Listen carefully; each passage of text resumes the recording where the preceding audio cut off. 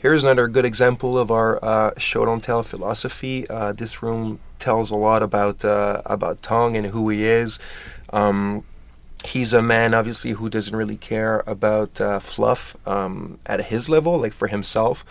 His bar, like his club, is really, really nice and somewhat posh and everything. But if you look at where he works, he's in the basement and he's in some kind of utility room with crap all over it, all sorts of like tacky little things left and right. So we were really, really happy with it. Jim Murray, the concept artist, did an amazing concept for it, and it's one of those pieces that ended up looking exactly the same in the game. A lot of attention to details, a lot of efforts put into this room, and it's a great. The room in itself is a great showcase for what we tried to do visually in this game.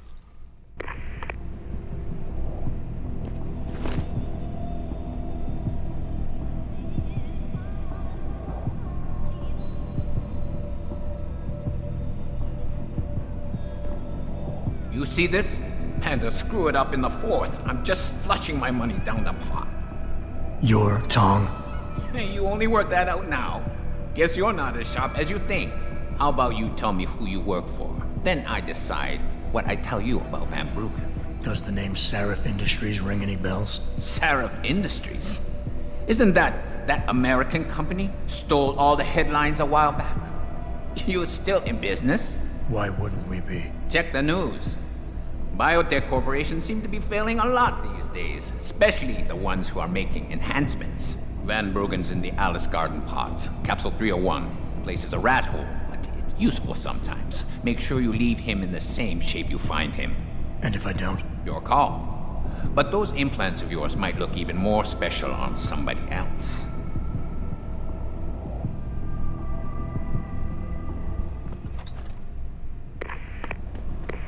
Malik, you were right. Tong is helping Van Bruggen. He stashed him in the Alice Garden pods. Thought as much. A hacker who knows his way around corporate firewalls would make a valuable asset for the Triads. I'm at the pods myself, Jensen. Want me to run interference? No. Don't put yourself at risk. I'm heading there now.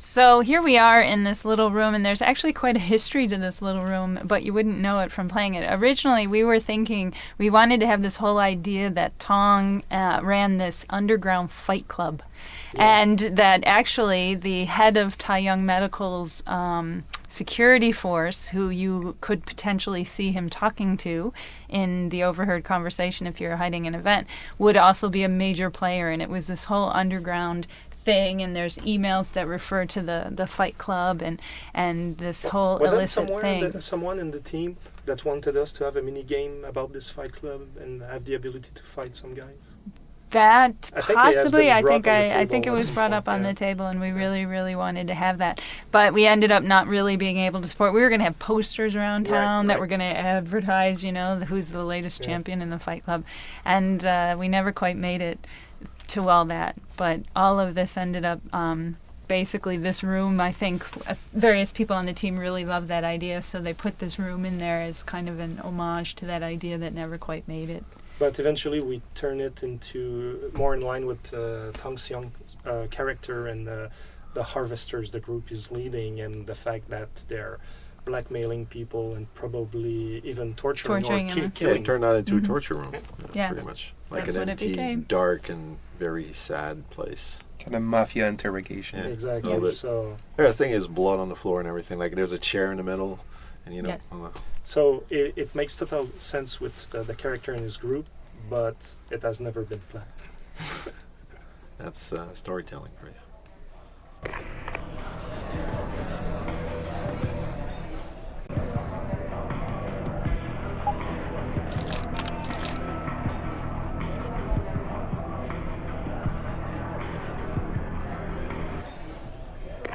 Hey, leaving already, tough guy? Because you might want to go over to the bar and order yourself a drink before you do. Maybe Bobby will have something for you. Bobby? The bartender. The real bartender, that is. Thanks. I just might check that out. You do that. 那火热的气息会把你烧焦的，我的朋友。把改变回原来那种普通的旅馆。那我们这些租房的怎么办？把我们都赶出去吗？他们不能这么做。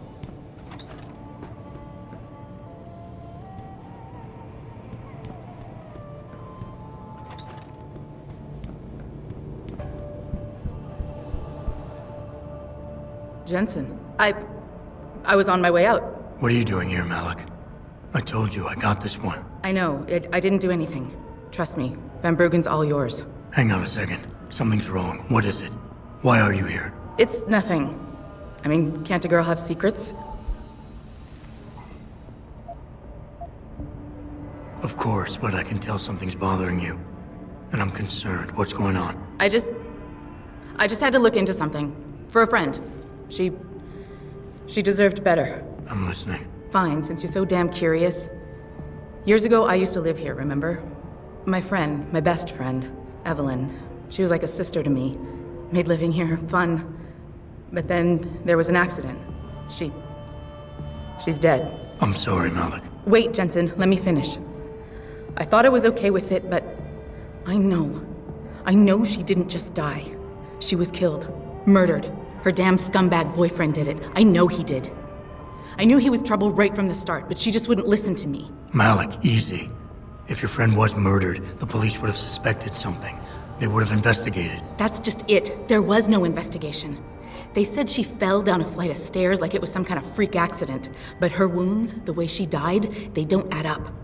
It's right here in the damn blood spatter analysis. Blood spatter? You've seen the police report? Yes. A friend left a copy of it in a pod here for me to pick up. Listen, I know it sounds crazy, but I think there's been a cover-up. I just have to prove it. If I could get my hands on the autopsy report, the one that never surfaced, I know I'd get the truth. Except... Why do I suspect I'm about to get dragged into something? Look, Jensen, I'm sorry. I know Van Bruggen is the priority here, and I told you it was my business and I could take care of it. It's just... The more I think about it, the more I realize I'm in over my head. I'm just a pilot. I'm not a damn cop. But I need to know the truth. Okay, I'll help. What do you need me to do? My lead, he works for LIM. He's a systems technician who apparently has access to their entire database. He's willing to hand over a copy of Evelyn's autopsy report. So you want me to meet him and get the report? Is that it? Yes, but he'll only respond to a certain phrase. Death and life have their determined appointments. To which he'll reply, riches and honors depend upon heaven. Christ, Malik, this is starting to sound like something out of a bad spy movie. I know. He's just trying to protect himself. I didn't pick the damn quote. So just play along and remember the line, okay? You'll find him inside the lobby of the Lower Hengsha Lim Clinic. Does this guy have a name? None that I know of. But he apparently goes by the handle Anonymous X. I know. Anonymous X. Okay. Anything else? Yeah, before I forget, everything concerning Evelyn's incident, newspaper articles, the police report, LIM details, it's all inside pod 009 here in the hotel. You should read over everything if you can. Pod 9. Got it. I need to go. Contact me with any updates and... Thank you. I really appreciate this, Jensen. Billionaire Hugh Darrow has contacted me personally to deny allegations of involvement in secret United Nations meetings. 我搞不懂为什么 GA 找不到人来这里修空调。是啊，这简直就是倒罪。我主动收到通风。 It's one of our main tools when we design games with this team is called the blueprint, and this is when we almost lay out every single detail of how the game is going to work, how it's going to proceed, and what's going to be in it. And we knew at that point when we designed it that it would be some kind of hotel, right? That where Ari Van Bruggen would be stashed in, and that Adam would have to go find him there. And during one of those blueprint sessions, that's when we had the idea.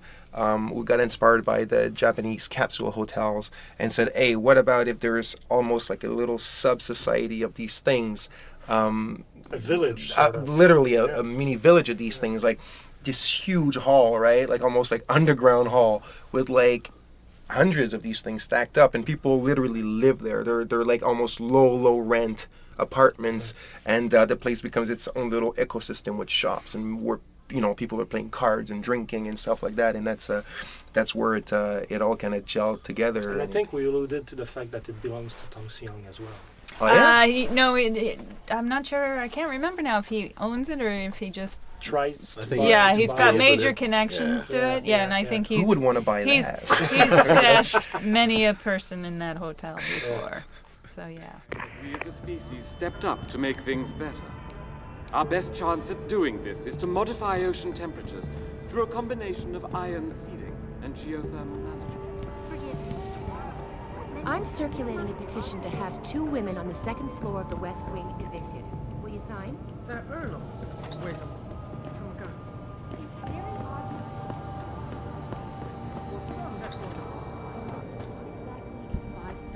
But if people want escorts, they can go to Hong Kong.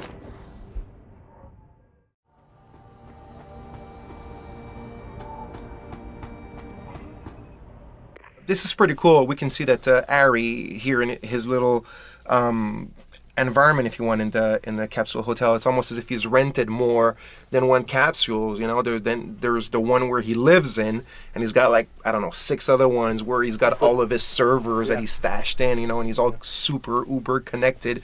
So that's a great show don't tell. One of the things going on, which you had spoken about earlier, it's kind of funny because we really wanted to have, I really loved the whole concept of the Japanese pods, but at the same time, I had the tech artist guy telling me, you can put 20 people in this environment. And I was like, how am I going to portray this sub-society thing? A sub-society, basically, in a tiny village. So one of the ideas I had that I suggested was all the closed pods, if we could put silhouettes behind them that could move. In the end, we couldn't get them to move because we had problems with reacting with chaos, actually. If you were to fire a gun, the people would still be playing their little Game Boy or whatever, or doing whatever they were doing inside the pods. Like making love? Exactly, or making love. Because there is in one of the pods. We had a lot of fun with those. I think I remember we ended up putting one of them had Optimus Prime behind it. And what? Yeah. I didn't know that. We removed it, of course. But during the process of creating it, it was a lot of fun. The lawyers again, eh? Yeah. But there is a couple having sex. There is. Yeah, I was going back to the couple having sex. Just people having fun. Just want to make sure that you confirm it. But just doing that really helped with adding life to the environment that has a limitation of. But what's interesting is what you're saying, just to make sure that people understand. We're talking about just those silhouettes, those shadows behind the windows, which add a lot, but they're not real NPCs, exactly. and it's great. You can't do anything with them, so it was a little. But it works. A little trick. But we were scared at first when we heard that. Oh, you have room for about 20 NPCs, and it needs to feel alive. At first, we were kind of depressed. Man, I had a lot of moments where you would fire a bullet in Capsule Hotel, and it would crash because there would be so many people running around and causing such a problem of resources that map would just crash. But in the end, it turned out super cool, I think, and a lot of the pocket secretaries that we hid too in the environment to give a lot of life to give a backstory to the people living there. We have someone who abandoned their children, and just look around, read around, and you'll. Really? We had a lot of fun with these pods and their stories. It's one of the great. It's almost as if we made a little city hub. Almost.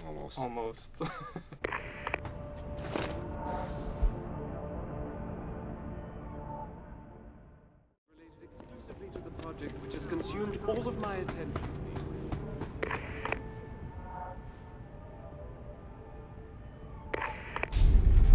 Forget it, man. You're not my type. This isn't a booty call, Van Bruggen. This is about you and some friends of yours I met in Detroit. Detroit? Yeah, okay. I got it now. You at Serif, right? You were there when I had to pull the plug. So you admit it. You were running a mole. The heck, man. Just the heck. Worst decision I ever made taking that gig. As you can obviously see. You attack my people, Windmill. You hope to walk away from this, you tell me what you know. Down, boy. I've got no allegiance to that backstabbing bitch who hired me. Especially after she painted a target on my back. The girl you want is Zhao Yunru, Tai Yong Medical CEO. Tai Yong Medical? They're Sarif's biggest competition. How do you think they got that way? Zara doesn't like competition, see? So she uses hack attacks, blackmail, extortion, anything she can do to destabilize him. No offense, but Sarif was just the latest in a long line. You got any proof of this? There's a surveillance recording in the Tai Yong Tower. I stashed it on the server in case I ever needed an insurance policy. Not a very smart place to hide it, seeing as you don't work there anymore. Things got hot before I could move it. And now I got you to get it for me. Of course, you can't just walk into that place. You're gonna need an employee card encoded with your biometrics to use the TYM shuttle. Let me guess. You're gonna tell me where to get one. Hey, I'm always prepared. There's a certain security guard, likes to dabble with the ladies. You'll find him at the Hung Hua Hotel top floor corner room. Sneak in, snatch the card while he's otherwise engaged, and bring it back here so I can code it with the biometrics in your passport. I was there when you flatlined that Mo, Van Bruggen. You think I'm gonna trust you? You have to if you want that evidence. Now run along, Sarif, man.